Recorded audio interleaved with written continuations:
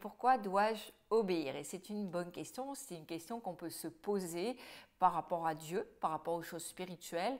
Il y a effectivement dans la parole de Dieu des lois, des commandements, des obligations, des interdictions. Et nous on se dit, mais pourquoi finalement je devrais obéir à cela et à cela? Je voudrais un peu y répondre aujourd'hui.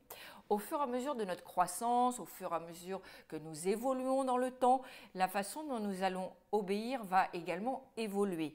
Et ça me paraît normal. Et plus nous allons acquérir dans le domaine spirituel, plus nous allons acquérir de maturité spirituelle, moins nous aurons besoin aussi d'instructions ou d'ordres spécifiques.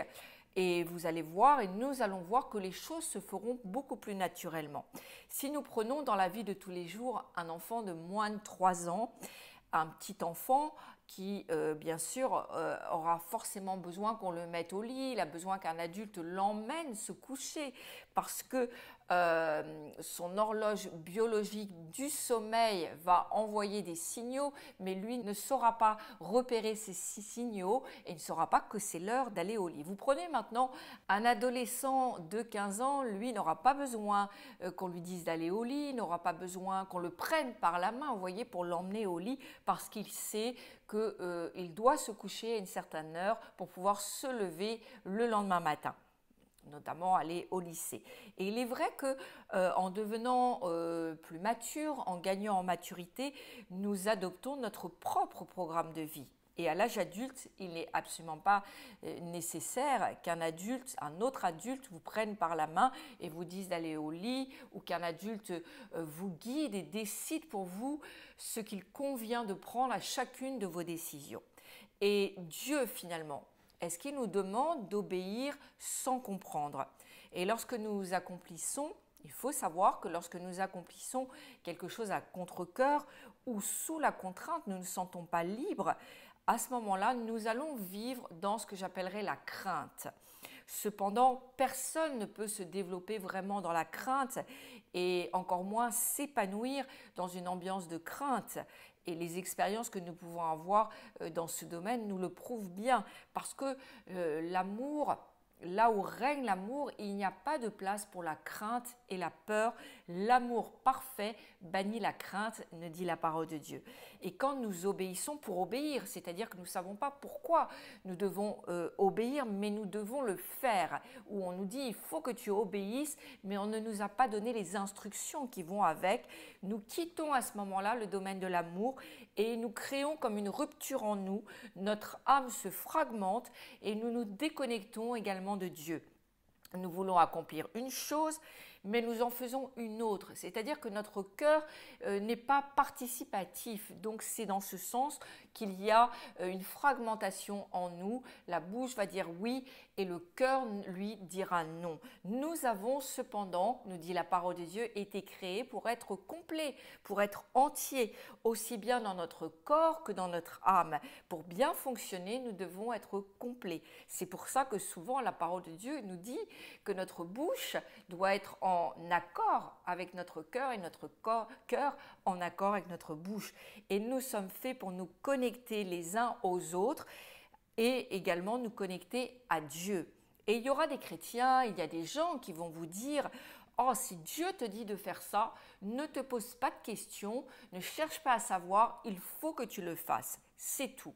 Et si vous cherchez à savoir, vous, pourquoi Dieu demande de faire telle ou telle chose, ou Dieu vous interdit de faire telle ou telle chose, ils vont vous dire que vous êtes en pleine rébellion ou que c'est de la défiance vis-à-vis de Dieu. Et je crois que c'est quelque chose d'important sur lequel nous devons réfléchir. Pourquoi est-ce qu'on va interdire aux gens, pourquoi est-ce qu'on va interdire aux chrétiens de poser des questions sur le pourquoi? Pourquoi Dieu nous dit ou nous dit de faire ou nous dit de ne pas faire? Et si on le fait sans savoir, on va empêcher le développement du sens des responsabilités en nous ou dans les personnes à qui nous interdisons de poser les pourquoi. Les adultes veulent savoir pourquoi ils obéissent.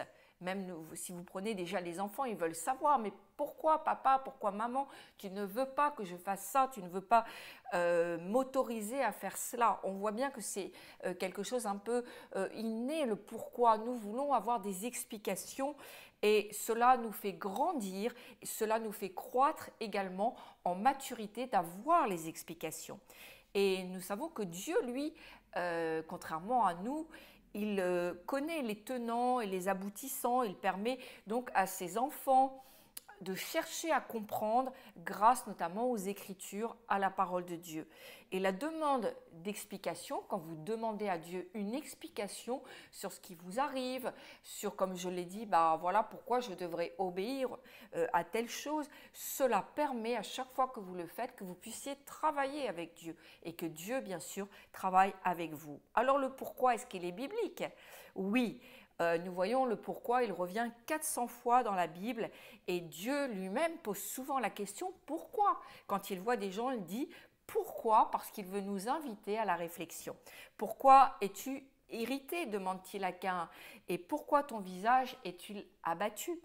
Dieu voulait que Caïn, à ce moment-là, puisse s'interroger, chercher des réponses en lui sur la raison de son irritation. Jésus lui-même a répondu souvent à de nombreux pourquoi. Pourquoi nous et les pharisiens jeûnons-nous, tandis que tes disciples ne jeûnent pas? Pourquoi n'avons-nous pas pu chasser ce démon? À quoi bon cette perte quand il était question du parfum précieux qu'une femme a répandu sur la tête de Jésus? Et Jésus, à chaque fois, a pris le temps, a pris la peine de répondre au pourquoi des gens. Et pourquoi aussi de ses disciples. Et il savait que l'information qu'il donnait allait aider les gens qui l'écoutaient à se responsabiliser davantage et à mûrir aussi dans les choses spirituelles.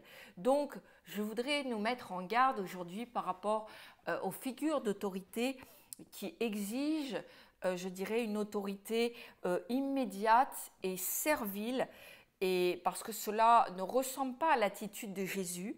Cela ne ressemble pas à la nature de Dieu. Et puis, les personnes qui vous imposent sans vous donner un minimum d'informations, je crois que c'est plus souvent du contrôle sur nos vies.